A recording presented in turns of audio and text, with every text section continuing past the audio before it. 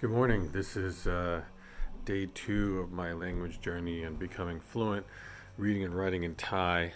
I don't have class today. I'm taking it every other day. So my first video is from yesterday. But I was about to get my act together. I'm just doing a little laundry. And then I'm going to go do a workout. And then while I'm doing the workout, I'm going to be listening to some videos that I downloaded on YouTube that are subject titled things like Thai vocabulary song. Which again, if you watched my video yesterday, you'd know that I'm kind of going through a second reboot of, or just the first reboot, the second attempt at doing a course of study for Thai language, which before I'd kind of done anecdotally, here and there, a little bit with friends, watching YouTube videos and stuff. But now I'm making this concerted effort to actually go to a tutor in a school and have a textbook and be in a classroom and really learn how to speak Thai at a much more sophisticated level than I have now, which is very basic stuff. So, and I'll take you with me. Here's my house. I did it yesterday, but it was nighttime. Actually, it wasn't nighttime. It was just late afternoon, and the sun was kind of shining pretty brightly into the lens. But now I'm sure you can see. I'm not looking on reverse point of view, but you can probably see better. Anyway, it's all my shoes. It's one of my helmets. This house, just so you know, this is going to shock you, but this house is 30 USD a day. Actually, let me get my flip-flops because it's gravel. It's $30 USD a day. I got it through Airbnb. And there's plenty of places like this in Thailand, but in Chiang Rai, not too many, because Chiang Rai is not exactly the Hicks, but it's the sticks, I'm sorry. But I really like it, You can see it's all kind of covered by this little small jungle canopy, but this is the backyard. This is the front yard. I'm sorry about my stumbling while I'm talking because I'm still jet lagged. Basically Thailand is my home, but I do go back to New York once in a while for some medical stuff, see friends, do some banking. Let me show you my scooter. This is a Honda PCX 150. This is my go-to scooter in Thailand. So whenever I'm in a new place, the first thing I do is check in, and the second thing I do is I find a scooter rental place, and I go book a scooter for about a week and a half, make sure everything's legit, and then I go long-term with them. But I tell them ahead of time that I'm going to be going long-term. So pretty much I get the favorable monthly rates, but without committing to a monthly contract. And I pay cash, which helps a lot. So this is my backyard. These bamboo trees. Pretty nice, right? That's my bedroom up there. This is the downstairs. This is the landlord's. She lives in Europe. She's Thai. She married a Dutch guy, I think, or a German guy. I'm not sure. We only know each other through Airbnb and through WhatsApp. But that's a cool Jeep. Probably a pain in the ass to drive because it's all manual and probably really stiff. If you look at the stick. But it is cool. It is very cool. I thought about asking if she wanted to sell to me for like a couple of thousand baht, but then I realized I don't want to do all the work and drive a manual. The neighbors up there are like almost like up on a hill, so I don't see them at all. There's like a 2-story, 1-bedroom studio type condo thing over there, rentals. I don't ever hear from them. And then this looks like a business over here, and I never hear anything from them. I mean, there's some background noise going on today because somebody's clearing some landscaping. It sounds like with a portable little gas-powered thing. This is my washing machine. I'm doing laundry right now, so I don't know. Fuck it, man. I'll just take it with me. I started the video talking about my language skills, but I think most people probably are gonna be watching these videos because they want to move to Thailand and they think about learning the language. So. Just doing laundry. All right. So what can I tell you? Yesterday I told you a little bit about what kind of language skills I had by demonstrating, and I told you "Sawadee krap" and "Sawadee mai," and that means hello and how are you, and I understand, which is "Kao Jai." I'd say "Palm Kao Jai." Palm is I. So Pom Kao Jai means I understand. Ru means no, so Pom Ru means I know. You use those words a lot, by the way. My Kao Jai and Pom Ru. Or my Pom Ru, which means I don't know and I don't understand. Conversely, use them a lot because when you're talking to someone with a little bit of Thai, you start letting them know what your limitations are. Like you can understand them to a certain bit. Like you walked into a restaurant or a gym or something like that, and you're telling them you'd like to buy something, and then you would say kun put pasai angrit daimai, which means do you speak English? And I always do that as much as I can, at least, because I think it's a great way to start letting them know that you don't natively speak Thai or even speak fluently as an expat, because you wouldn't ask that question if you did. And then you find out if they do speak Thai, which is pretty freaking awesome. And then if you get the answer that I suspect you're going to get, which is they might say nit noi, which means I speak a little bit. So actually, as you can tell, I know a little bit more Thai than I said last night. But again, I was jet lagged. I still am. And then let's see, what else can I tell you? I mean, again, I think that's really key. Is my Kao Jai really helped me out a lot. I learned that years ago, and I used it every day almost. And my Kao Jai means I don't understand. And it doesn't mean you're an idiot. They're not taking it that way either. Like, you're basically just saying, look, I've hit the wall of this conversation, and I would like to continue it. But it's going to have to be under a little bit of sign language, some simplified terminology. Like, yesterday I went to go get some aspirin because I had a little surgery on my shoulder and it's starting to hurt. And I wanted to get some anti-inflammatories. So she offered me a muscle relaxant. And of course, over here in Thailand, you can get over-the-counter stuff that would be prescription back home.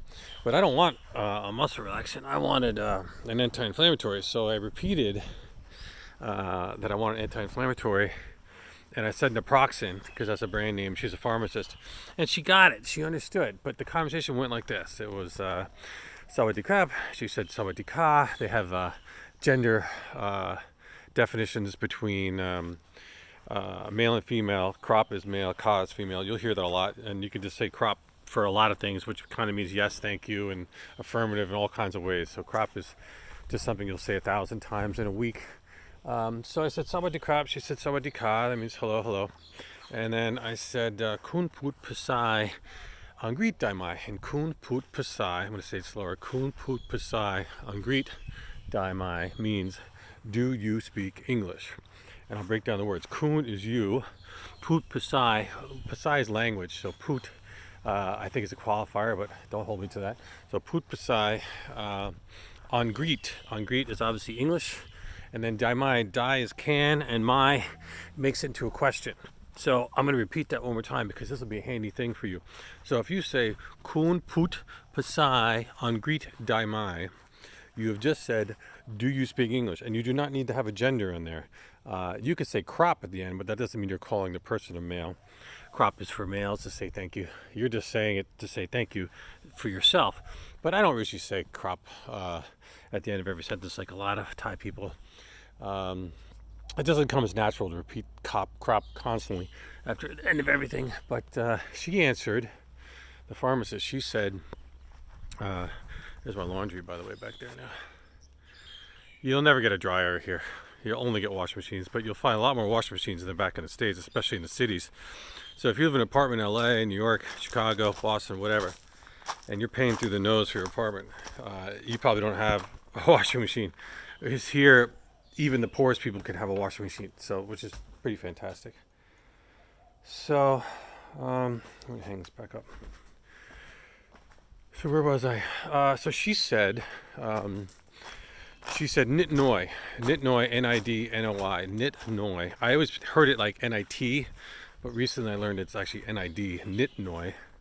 This is what happens in the middle age. You're starting to learn a new language. You can't quite hear the difference between a D and a T, and then you say it wrong forever, but it's close enough so people don't correct you. So for years I've been saying nit noi, and then only to have learned recently that it's a nid noi, but it happens so fast you don't catch it, and they don't catch it either, or they don't care to catch it and tell you. They just understand. So she said nit noi, which means she speaks a little bit of English. So I then said Pampuk Pasai, Thai Nit Noi. So I responded saying, I also speak only a little bit of your language, because she just said she only speaks a little bit of mine. And then we understood each other, that we didn't understand each other, but it was good enough to avoid her beginning to speak to me conversationally in Thai and me beginning to speak to her in English, ask her questions. It would have been a whole waste of time, and it would have created confusion, and then we had to start all over again. So that gave us a framework to have a conversation. And then the conversation went like this. And I said, I have shoulder pain. I said, my D, which means no good, or not great, same thing. So I said, my D. And I got it from a little bit of skin cancer, pre-cancer kind of surgery as you get when you're middle age. They just remove things to be cautious. Now I have like kind of some post-nerve pain, which kind of sucks. It's been 6 months. It's starting to get worse the last few months. I'm hoping it doesn't last. But anyway, I wanted to get some anti-inflammatory. So I said, my D, Muay Thai, because that's when I really noticed it, when I was doing some Muay Thai. And everybody does Muay Thai in Thailand. It's like the national sport. You're going to do it for workout. You're going to do it for self-defense. You're going to do it for socialization. You're going to do it because you see it everywhere and you're curious. Anyway, so I just used that because it was more understandable, I think, to say, my D from Muay Thai, because my D, Muay Thai are 4 Thai words. Boom. So she understands that I am not good. I was boxing and I'm pointing my shoulders. So she offered me muscle relaxant, and I said, no, anti-inflammatory naproxen. And she thought about it for a second, and she must have understood anti-inflammatory, because she gave me this box, and everything's written in English and Thai. So what'll happen is she will be able to read on the box the Thai version, and then there'll be English, right? So we basically have a mutual understanding of what's on the box, because both our languages are represented. Now, I'm saying that, and you can see this is what she's looking at. That's what I'm looking at. So, piece of cake, right? But we had to get to the understanding of this box first. But once she gave me the box, I was readily able to confirm that it says anti-inflammatory, and she's seeing the same thing there. It was a piece of cake. And then I paid her like 40 baht, which is nothing. And I asked her Thai Rai, which means how much, but I really meant Thai Rai, which is incorrectly used the term, but she understood. I said, how many? And she said, Nung, 1, which I understand 1. And she guessed I would understand 1. And I said, oh, just 1, because I would have taken 2. So that's good. She said 1. And she said after, which means after a meal, which totally easy to understand. So that transaction was very painless. It was pleasant, as a matter of fact. It was part of my day-to-day routine, which I like about Thailand, that I can go out by myself and do something like that and not be, gonna embarrass myself or whatnot. I mean, I don't know about you, but it's frustrating when you're alone traveling and you're a stranger in a strange land. So having a little bit of Thai makes you less of a stranger, not a local, but somewhere far better than being a stranger. So that's pretty much it. So today I'm going to go work out. I downloaded some Thai vowel songs. Yesterday I said consonants, but I meant to say vowel. Again, fucking jet lag, man. I got to tell you, jet lag will kick your ass when you come to Asia if you're coming from the West, especially the East Coast of the United States. But I downloaded these songs because I'm on Wi-Fi, and when I get to the gym, I can use my data, but I'd rather not use my data. I'm on Google Fi. Google Fi, I'll do a talk about Google Fi. You definitely got to look into that. It's just, it kicks ass, Google Fi, as opposed to signing a contract and doing a top-up card here, giving your passport, having to have a local bank account. And then getting a Thai number that you just throw away, or doesn't really benefit you other than the long term. But if you're not here for forever, then I think Google Fi just fantastic. And you can quit Google Fi the moment that you've used on your vacation, or pause it and then use it again when you go away. But again, I'm going to digress and just finish by saying I downloaded these Thai vowel songs. I kind of listened to a couple really quick a few minutes ago, which triggered me to want to make this video. And I realized, like, man, I've been doing it all wrong. Like, these are children's songs and attitudes, like ABCs. It's going to help me understand some basics and give me a foundation I did not have before, which created all kinds of problems. for me because my learning curve was like whoop, and then it just flattened out after I learned these basic terms that would get me through going to the pharmacy or going to the petrol station or whatnot. I really wish I had known I loved Thailand so much back then, and I was going to want to stay here. But like anything else, hindsight. So I'm going to go to the gym and listen to these songs, and I'm going to repeat them in the gym. I don't care. I should even take a video of this gym, but maybe I'll do it another day. There's nobody in there. It's a huge gym. It's like 35 baht. I'm not going to ever convert baht to dollar because I'll get it slightly wrong, and then someone will get upset. So you'll have to do the conversions, but I'll give you a real rough amount. I kind of do this in my head. It's changed because Thai baht's become stronger since I've been here, but I have the same mentality. But it's around $33, $34 a baht per dollar. So what I do is in my head I just think of 30 bucks, 35. I'm sorry, 30 baht, 35 baht, anywhere in between as a dollar. I mean the gym's a dollar, right? And it's huge and there's nobody in there, and it's a perfect place for me to work out and listen to vowel consonants and speak out loud and no one around can hear. And if they do hear, I'm just some Farang, which means foreigner. I'm just some Farang who is learning, to speak like a baby in Thai. Later.